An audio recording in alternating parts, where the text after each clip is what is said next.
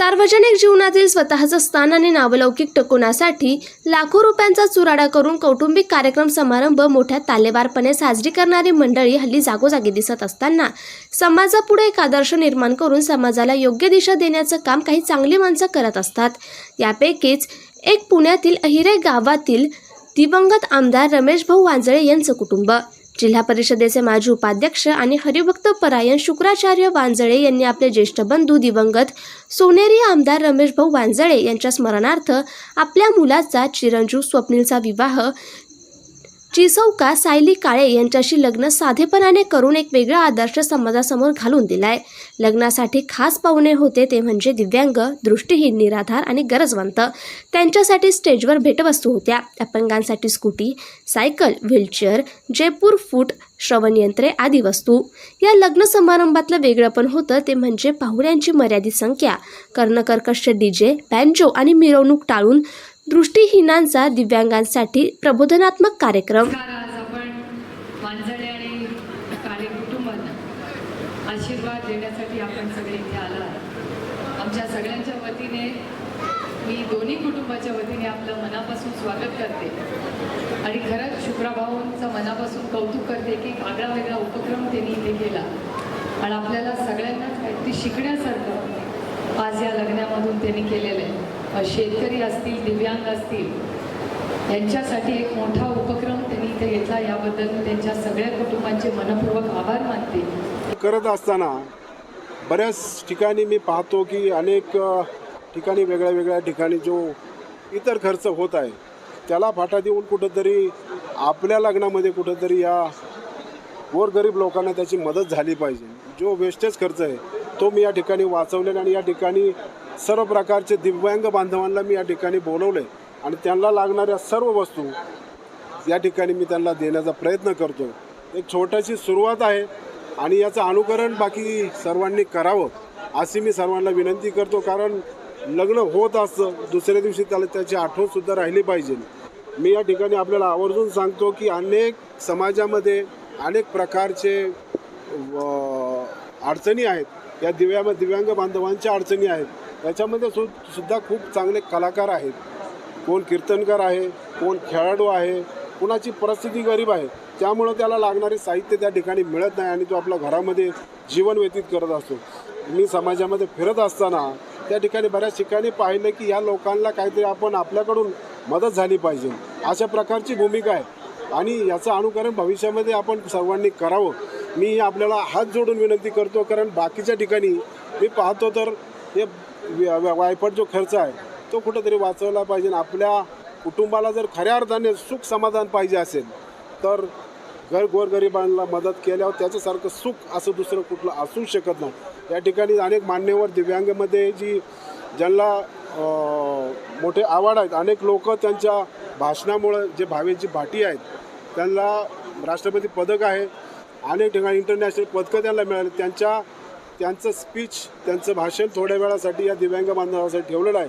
त्यांची भूमिका हीच आहे की मी अपंग आहे म्हणून मी घरामध्ये बसलो नाही, मी घरामध्ये बसलो असतो तर मी आज या ठिकाणी नसतो, कारण माझी भूमिका आहे की दिव्यांगांनी घरात न बसता ते आज भावेश भाटिया जी आहे ते यशस्वी उद्योगपती आहेत, अनेक पदकं त्यांना मिळालेले आहेत, त्यांच्या माध्यमातून अनेक लोक त्या ठिकाणी जीवन चांगलं जगतायत आज। आणि तसल्या माणसांना याला स्पीच देण्यासाठी की मी जगलो तसं तुम्हीसुद्धा जगलं पाहिजे। तुम्ही अपंग आहात, दिव्यांग आहात म्हणून घरामध्ये बसून तुमचं आयुष्य काढू नका, तुम्ही घराच्या बाहेर पडा, मदत करणारे अनेक लोक पुढे येतील, कारण आपली भूमिका चांगली असली पाहिजे।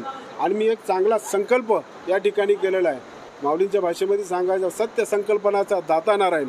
माझा संकल्प चांगला आहे, या लोकांना मदत करायची माझी भूमिका आहे, त्यामुळं मी हे संकल्प केलेला आहे आणि तो या ठिकाणी आज या लग्नाच्या निमित्ताने मी पार करण्याचा प्रयत्न करतो। काही जर या कार्यक्रमामध्ये चुकलं तर आपण सर्वांनी मोठ्या मनाने माफ करावं एवढेच या ठिकाणी सांगतो। धन्यवाद। रमेश भाटिया, महाबळेश्वर सनराइज कॅन्डलचा फाउंडर। आज मला अत्यंत खुशी होते की मी इकडे मान्यवर माझे परम मित्र शुक्राचार्यजी वांजळेजीचे चिरंजीवी स्वप्नीलजीचे लग्नाला इथे आळंदीला आलेलो आहे आणि हे न भूतो न भविष्यती हे इकडे एक मिरेकल घडत आहे की असा जगात कवा अनुभव आला नाही की कुठला पण मोठा सोप न करता फटाकडे, मोठे मोठे मांग जेवणाची ताटं किंवा सुगंधित फुवारे किंवा साज सज्जा किंवा लाइटिंग हे सगळे न करता हे जे लाखो रुपयाचे पैसे जे वाचवले गेले हे लग्नामध्ये, त्याचा उपयोग कुठे करायचा आहे?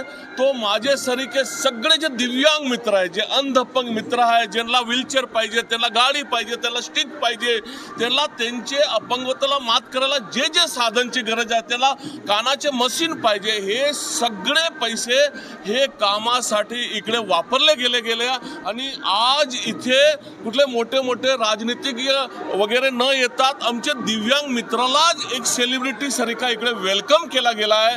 पहिली रांगीत, दुसरी रांगीत, तिसरी रांगीत आमचे दिव्यांग मित्र इकडे बसलेले आहे आणि हे जे मान सन्मान आज संपूर्ण वांजणे परिवारकडून हे जे आमचे दिव्यांग मित्राला दिला गेला, हे फक्त एक पुन्हा महाराष्ट्राचे दिव्यांगाचा मान सन्मान नाही, पण भारत देशचे कोणे कोपऱ्यात राहणारे, दुनियाचे कोणे कोपऱ्यात राहणारे आमचे संपूर्ण दिव्यांग मित्राचे हे मान सन्मान आहे. आमची सगळे दिव्यांग मित्र, सगळे परिवार, हे सगळे दिव्यांग जे वेगळे वेगळे मूकबधीर आहे, हिअरिंग इम्पेड आहे, जे हातपायानी अपंग आहे, ते सगळे लोक आज मान्यवर स्वप्नीलजी आणि आमची छोटी बहीण साहिली बहीणला हे जे लग्नाची खूप खूप शुभेच्छा देतात. त्यांच्या पुढचं जीवन खूप सुखकर व्हायला पाहिजे, दुनियाभरची खुशिया त्यांना मिळायला पाहिजे आणि वांजणे परिवारच्या आणि खास करून शुक्राचार्य भाईसाहेबचा आम्ही हृदयापासून धन्यवाद करतो की हे जे इनिशिएटिव्ह घेतला गेला आणि असा कवाच जगात झाला नाही, हे इथे कार्यक्रम इकडे सादर होत आहे. म्हणून सगळे दिव्यांग मित्र त्यांच्या खूप खूप धन्यवाद करतो आणि असाच काम त्यांच्या हस्ते चालू राहिलू द्या.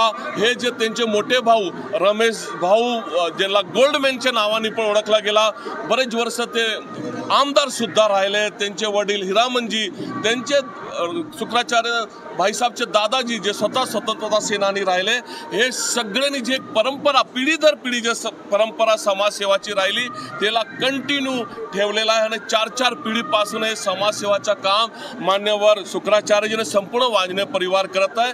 एवढंच नाही, पण मला इथे आल्यावर माहीत पडला की असे अनगिनत हजारो लाखो लोक आहे ज्यांना वांजणेपर्यंत गरीब गुरबे आहे, जे अपंग नाहीत, त्यांना सुद्धा कुठे हरिद्वारला घेऊन जावा, त्याला चारधामची यात्राला घेऊन जावा, अजमेरला घेऊन जावा, जे हजला आमचे मित्र जायला मागतात, पैसे कमी पडले त्यांना पैसे कसे मदत करावी, असे अनगिनत जाती, बिरादरी, धर्म किंवा पार्टीची मर्यादात न राहता त्याचे पण वर जाऊन आणि आज वांजणे परिवारने हे जे एक जबरदस्त उपक्रम, एक जे प्रथा सुरू केली, मी तो म्हणणार एक परंपरा सुरू केलेली आहे. आज माझा आवाज ज्यांच्यापर्यंत आपल्या माध्यमांनी पोहोचत आहे त्यांनी हे नक्की इनिशिएटिव्ह घ्यावा आणि नको ते सोप न करता असे खूप सारे गरजू, खूप सारे दिव्यांग, खूप सारे निडी, खूप सारे अंडर प्रिव्हिलेज लोक आहेत ज्यांना ह्याची खूप आवश्यकता आहे सपोर्टची, तो नको ते सोपमध्ये पैसे न घालवता ते पैसेचा, ते रुपयेचा नक्की असे एक सुंदर कामासाठी उपयोग व्हायला पाहिजे आणि शुक्राचार्य भाईसाहेब आणि वांजणे परिवार करून हे शिकून नक्की महाराष्ट्राने तरी हे प्रथा सुरू करायला पाहिजे आणि ते पूर्ण जगापर्यंत पोचायला पाहिजे. आपला खूप धन्यवाद वन्स अगेन स्वप्नीलजी आणि साहिली बहीणजीला आम्ही सगळे त्यांच्या लग्नासाठी खूप खूप शुभकामना, खूप खूप अभिनंदन देतो. थँक्यू. रंगराव गोरे, मी राहतो वेळूला आणि स्वर्गीय रमेश भाऊ वांदळे यांच्यापासून आमचे स्नेहसंबंध आहेत. आता शुक्राचार्य भाऊ यांचे पण स्नेहसंबंध चांगले.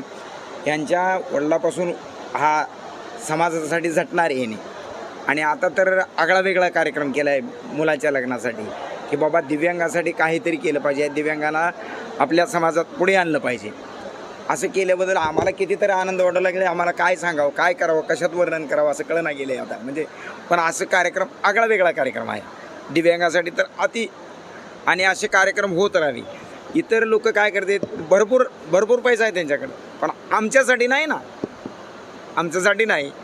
कुठंतरी काहीतरी उडवणार, काहीतरी करणार, त्याच्यापेक्षा असं केलं तर पुढे येतील ना काहीतरी, आपलं काहीतरी चांगला कार्यक्रम असं व्यवस्थित करावा असं एवढं त्यांच्या सगळ्या कुटुंबाला असे. मी दिनेश पुखराज मालवीय, सत्कर्म दिव्यांग फाउंडेशन महाराष्ट्र राज्य अध्यक्ष. आपल्या सर्वांना रमेश भाऊ वांदळे हे तर माहीतच असतील.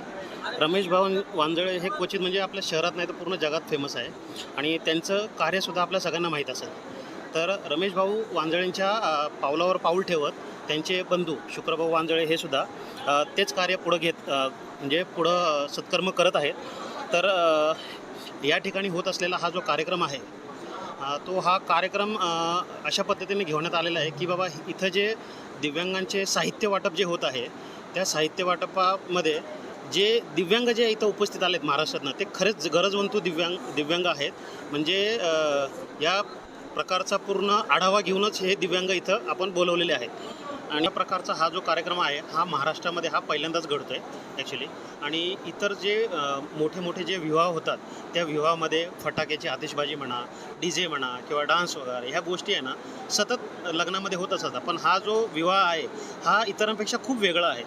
आणि वेगळ्याचं एक हा वेगळा या कारणाने की बाबा हे जे दिव्यांग आहेत त्या दिव्यांगांना हे जे साहित्य वाटप होतं आहे हे साहित्य वाटप यापूर्वी कुठल्याही लग्नामध्ये किंवा कुठल्याही कार्यक्रमामध्ये झालेलं नाही आहे. या निमित्तानं शुक्रभाऊ वांजळेंचं कौतुक करायला तेवढं कमीच आहे. आणि या लग्नामध्ये किंवा या कार्यक्रमामध्ये जेवढे काही दिव्यांग आलेत त्या सर्व दिव्यांगांच्या वतीनं मी शुक्रभाऊ वांजळे यांचे मनोपूर्वक आभार मानतो.